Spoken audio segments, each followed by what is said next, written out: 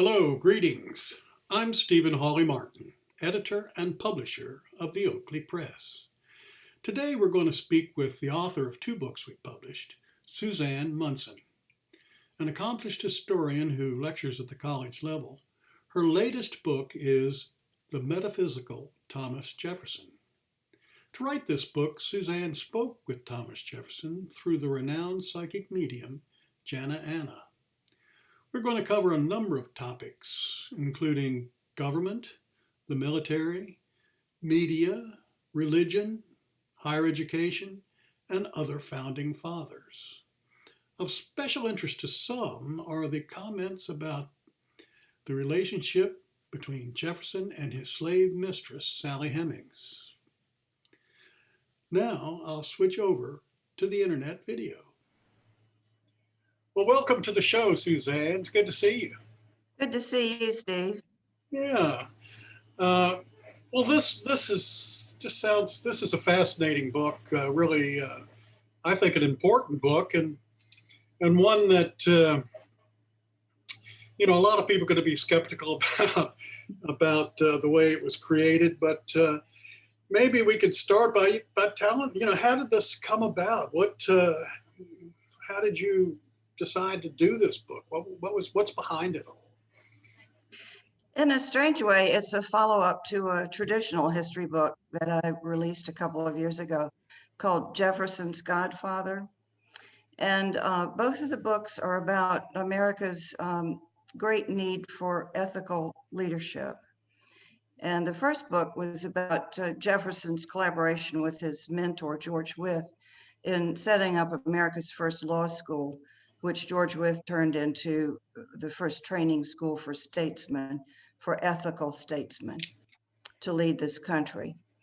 And so while I was writing that traditional history book and doing footnotes and bibliographies and all those good things, I was on a parallel spiritual journey myself. My husband, Ned, had died, and I wanted to know where he went. And I would go outdoors and I would say, "Where are you?" I wasn't hearing anything. I wasn't getting any signals or anything. It was just like crickets. And so I started reading a lot of literature about the afterlife. I started with the near-death experience and went on with that. And I tried to stay as close to scientific writings as I could, writings by medical doctors and PhD researchers. And so eventually after that, I got enough courage to call a medium to talk to my late husband. And I had heard about her in a seminar that was conducted by a woman who had written a book about this medium. Jana Anna is the medium's name. And the book was highly acclaimed. And I thought, well, if she's that well regarded, I can call her and maybe have some confidence in her. So a number of years ago, I called this medium and we had a very successful session with my late husband and eventually with other members of my family and friends. And eventually I got some of my buddies in on this because I didn't want to be the Lone Ranger in our group and the only kook. And so they had very successful readings with their departed loved ones. And we all agreed that there was some validity to what was going on. So my thought was, well, if I can connect with normal people, why not somebody famous? Why not Thomas Jefferson? Because I'd already written about him. And I wanted to know more about him and wanted to know what his thoughts were today about the country, the government that he helped create. So I asked Jana Anna, the medium, if she channeled historic figures. And she said yes. I gave her no clue ahead of time that I wanted to talk to Thomas Jefferson. And so we scheduled a session and I asked to speak with Jefferson and she brought him through for me. Wow, that's really something.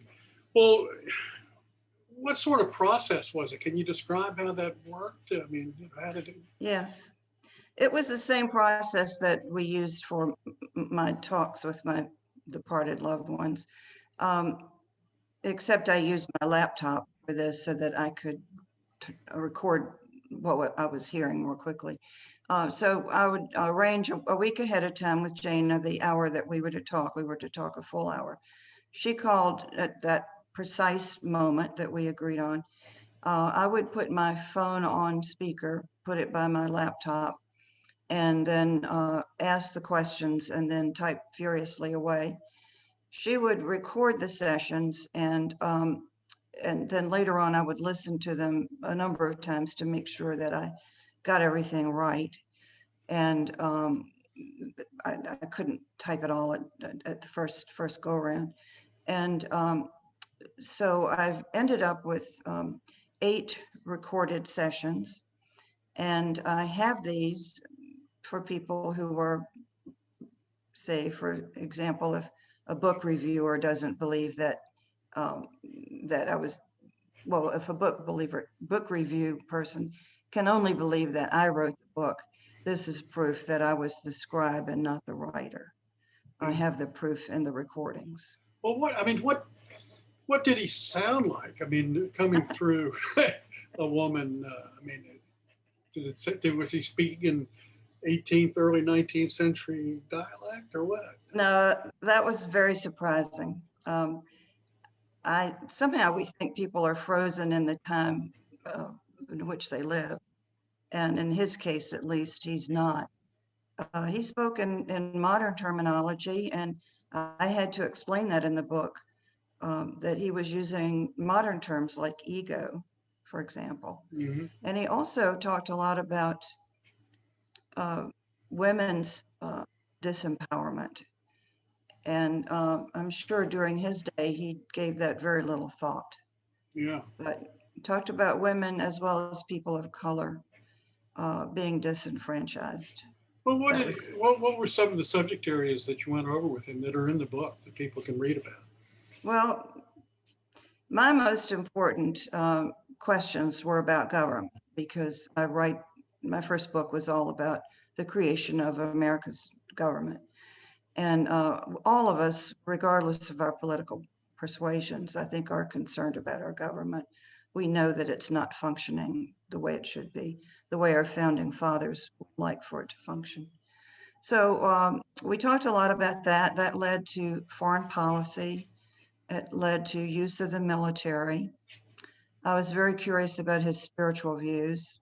I have a copy of his what's called the Jefferson Bible, his version of the Gospels, where he stripped miracles and other things away from those 4 books that he, as a materialist, couldn't swallow. And so we talked about that. He was very, very pleased with his work on that book. We talked about Jesus and God. We talked about slavery. Talked about Sally Hemings, and we talked about America's future. Was there any hope for us? Were we ever going to get straightened? Is there any hope for us? He says there is, but Yeah. it's really up to us to make it happen. I'm, And yeah, I mean, you mentioned in the integrity as being an important thing, and gosh, it seems like so many politicians of both Democrats and Republicans, they're really just out to get elected, get themselves into positions of power, and they'll say anything and do anything and pit one group against another to get it to happen. I mean, how do we get out of that, though? I mean, give us any advice on that? well, I kept pressing for that. Can't you say something positive? And so I did press for that. And he said that that some of the new people who come in with very good intentions, and but they get easily corrupted by the system. You know, it's so easy to feather your nest when you're up there and forget who you're representing, that you start representing the big interests, the corporate interests, and not the interest of the average person. But he said that in spirit, he tries to whisper in the ears of some of the newer people who come into Congress with good intentions. And so I asked him, I said, well, what would you do if you were president right now? What would you do if you were a member of Congress? This is towards the end. And he said, well, if I came in all by myself, I could do very little because I would have a lot of opposition. He said I would have to surround myself with a circle of integrity. He talks about a circle of integrity, a small group of people in the beginning who will have enough integrity to buck the system, but stick together and then eventually enlarge the circle. As it becomes larger and larger, reforms can be made, but they can't be made right now until the circle enlarges. Yeah, I know. I understand you're going to give a copy of the book to your congressman and maybe other congressmen. But before we get to that, I'm curious. I've written some books about spirit and afterlife and all that sort of thing, and I know that Jefferson was a product of the Age of Enlightenment, and he believed just in material substance was all there was. Well, now that he's found out that that isn't all there is, what does he think about Jesus and God and all that sort of thing? You asked him about that, right? Well, he does acknowledge that Jesus is important, that he does have influence, that his name has power. And I think he did believe that back in the day, but he dislikes organized religion. He feels that Jesus has withdrawn himself from most churches, that a lot of religion is about judgment, self-dealing, a lot of almost everything that Jesus was not about.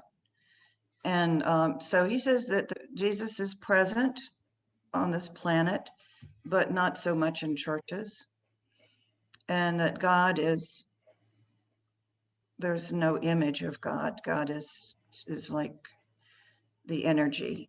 Yeah, God is not separate. God is when I think God is the ground of being. It's the mind Yes, that we're all part of. God is life, the Yeah, energy of life. yeah, spirit. Well, what about what are you going to do with the book as far as your congressman and other politicians are concerned? You're going to try to get it in front of them. Yeah, I will. That's going to take a little work, but the book is short. It's not intimidating whatsoever. You can read it in one sitting, and I'm going to give a copy to my congresswoman, who I happen to respect. I think she's one of those who could. Abigail Spanberger is her name. I think she's one of those who could start a circle of integrity. Maybe she already has. I don't know. And I'd like to see her give some copies to her bipartisan friends, people who are trying to get things done, trying to serve the people and not themselves so much at this point in their careers. Yeah, yeah. What was the most surprising revelation from all these sessions, these 8 sessions you had with Jefferson? Well, there was a surprise at every corner, but I asked him to comment about some of the other founding fathers. And he said that we had made frozen icons of the founding fathers, that they were flesh and blood individuals with their foibles and faults. And he said that George Washington suffered from, in our modern terminology, PTSD, post-traumatic stress disorder, from all of his bloody conflicts that he was in, and that he wasn't always present when Jefferson was around. He was troubled by a lot of that, and he had some physical problems too. Let me see what else. Oh, I was really surprised, completely surprised by what he said about his mother, because some historians have indicated that because he never wrote about his mother, that they had a cool relationship. And so at the end, I used questions that some historians had provided me, not knowing what I was really doing. They thought they were participating in a class project. And so one of them said, who was the most influential person in your life? And so I asked that of Jefferson, and he said, other than my mother. And so he said that his mother had her troubles, that if she lived today, she would be treated with chemicals. I think she might have had some mental troubles, I'm not sure. Chemicals and therapy and so on. But and she helped. And he tried to help her out. But he said the gift that she gave him was the gift of listening. That whenever he said something, she would lock eyes with him and listen intently. And he said, you have no idea how important that is to a child to be listened to. That was unexpected. We had an unexpected visit from Sally Hemings. Oh boy. For those who don't know, Sally Hemings, a lot of people think was Jefferson's mistress. She was a slave, only a quarter black, I think, but actually his wife's half sister or something, wasn't she? That's correct. So tell us about that. Well, that was very strange. So obviously I had to have a chapter on slavery, and I went into all the reasons that he felt that he couldn't free his slaves, mostly all financial. And although his heart was in the right place, but he, unlike Washington, who was able to free his slaves after his wife died, Washington was a wealthy man. Jefferson was not a wealthy man, and it would have been very difficult for him to free his slaves. But be that as it may, there were a lot of reasons that he didn't. And he was always on the defensive about that because as a signer of the Declaration of Independence. Anyway, so we were talking about that. So I decided, I had to ask him about Sally Hemings. And he was cagey about that. He didn't really want to talk about that. And he said that he was really tired of running that scene in his head. He'd run it in his head so many times. But that he sees her from in their spirit form, that they have a very high regard for each other, that even during his lifetime, he had a very high regard for her. So then the medium says, well, there's a female who's trying to come in, and would she be a slave woman? And the medium didn't know about the Sally Hemings story. She didn't know much about Jefferson. And so I said, yes, possibly, because we're talking about her. And apparently there's some kind of green light if you're talking about a spirit. They know that somehow. So she intervened and said that, yes, they had a good relationship in private, but that he would never acknowledge her publicly, and that she had great resentments about his two-faced way of being. Interesting. And but then she goes on to say that from her place in spirit now, she knows that she made a difference, and she has in the 21st century. She's a big deal up on Monticello right now. And they're telling her story and the story of her children and the story of the slaves. And she says she has no animosity now from her time in the flesh. And apparently they get along very well and have respect for each other. Well, that's absolutely fascinating. Fascinating. Well, this has been just a most interesting conversation. Now, let's talk about where we can get the book. I know it's on Amazon, and I've told our listeners that I'll put a link down in the write-up underneath this video on YouTube that they can click, and it'll go straight to that page. But you want to say anything more about that, or what plans you might have, or whatever? Well, it is available on Amazon in paperback, Kindle, and now in hardback. And it is trending well. I am contacting everybody I know to let them know about the book, because it is important for a book to get noticed, to get out there, for people to start buying it. It's not expensive. It's a short book. And so I hope some of your listeners will buy it and read it and share it with your friends, and even send it to your congressperson. Sounds like a wonderful idea. Very good. Well, thank you so much, Suzanne. It's been a pleasure talking to you. And thank you, Steve. Good luck with the book. Thank you. Thank you.